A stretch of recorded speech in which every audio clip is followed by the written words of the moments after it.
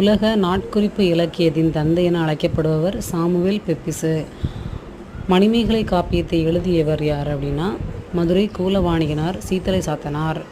இவர் இயற்றிய காப்பியத்திற்கு பண்பாட்டு என்னும் பெயரும் உண்டு. பௌத்த சமய கருத்துக்கள் கூறப்பட்டுள்ளது. இது எல்லாமே சரிதான். அடுத்து 32வது கொஸ்டின், குலசேகர ஆழ்வார் எப்படி எந்த வடிவமாக பிறந்திருக்கிறார் அப்படின்னு கொடுத்துருப்பாங்க.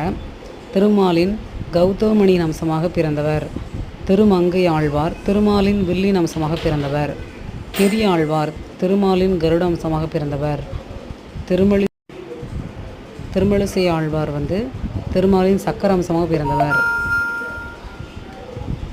அப்புறம் 33 ஒரு பாடல் கொடுத்து அதை யார் பாடியிருக்கா அப்படின்னு கேட்டிருக்காங்க. ஊரெல்லாம் ஆரம்பிக்குதா அந்த பாடல் யார் பாடியிருக்கா அப்படின்னு கொடுத்துருக்காங்க. ஆப்ஷன் பட்டினத்தார், திருமூலர், மாணிக்கவாசகனார், அப்பர்.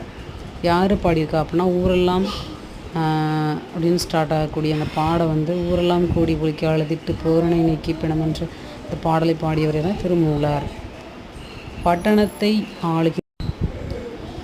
ஆளுகின்ற பஞ்சவர்கள் ராசாக்கள் அப்படின்ற பாடல் பாடியது யாருன்னா அழுகுனி சித்தர்.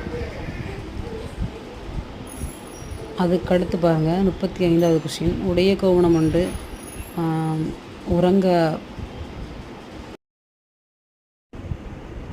உறங்க புறத்தினை உண்டு அப்படின்ற லைனுக்கு சொந்தக்காரர் யார் அப்படின்னா பட்டினத்தார். இயற்கையை நமக்கு ஏற்ப பயன்படுத்தி கொள்ளும் பொழுது பாடப்படும் பாடல் தொழில் பாடல். அப்புறம் பொருத்தமான தேர்ந்தெடுக்க, இது மூன்றுமே சரிதான். சம்பந்தர் தனது அனைத்து பாடலும் ராவணனை பற்றி பாடியிருப்பார். அனைத்து பதியங்களும் திருமால், பிரம்மா, சிவன் பற்றி பாடியிருப்பார். அனைத்து பதியங்களிலும் தன்னை பற்றியும் தன்னுடைய ஊரை பற்றியும் பாடியிருப்பார். அடுத்து முற்பிறவியில் வேடன் குலத்தவர் வீரமுருகனும் வேடன் மகளாய் சேரவள நாட்டின் அந்த லைன் நல்லா கவனிச்சுக்கோங்க. நீ என பாரதியாரின் வரிகளிடமிட்டுள்ள பாடல் தொகுப்பு குயில் பாட்டு. அதுக்கப்புறம் பாருங்கள், அழகிய சொக்கநாதர் எழுதிய நூல்